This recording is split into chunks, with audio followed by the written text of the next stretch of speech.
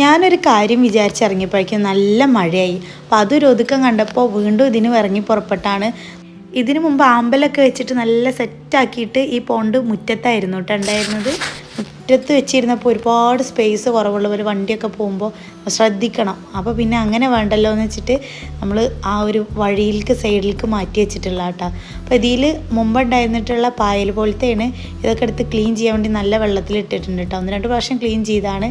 പിന്നെ നമ്മൾ ഗപ്പി കുട്ടികളാണ് ഇതിലുള്ളത്. നല്ല ബ്ലൂ വാലൊക്കെ ഉള്ള കുട്ടികളാണ് കേട്ടോ. അപ്പോൾ ഒരുവിധം മീൻകുട്ടികളൊക്കെ തിരിച്ചിട്ടിട്ടുണ്ട്.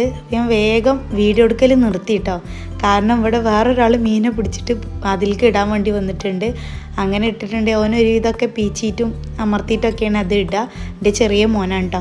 ഓൻ അതൊക്കെ പിടിച്ചിക്കാണ്ട് അതൊക്കെ ഇടലും പുറത്തേക്ക് എറിയലും ഒക്കെ ചെയ്യുന്നുണ്ട്. അപ്പോൾ ഞാൻ വേഗം ഫോൺ അവിടെ വെച്ചിട്ട് ബാക്കി പരിപാടികളൊക്കെ മീനിൻ്റെ പിടിച്ചിടുന്ന പരിപാടികളൊക്കെ തീർത്തിട്ട് പിന്നെ പായൽ നല്ല ഒന്ന് കഴുകി വേസ്റ്റ് കേട് വന്ന് പോയ പായലൊക്കെ ഞാൻ ഒഴിവാക്കിയിട്ടോ. പായലിന് വേറെ എന്തോന്ന് പറയുമല്ലോ ഇതിനെന്താ പറയാൻ എനിക്കറിയില്ല. പായലെന്നാണ് ഞാൻ പറയൽ.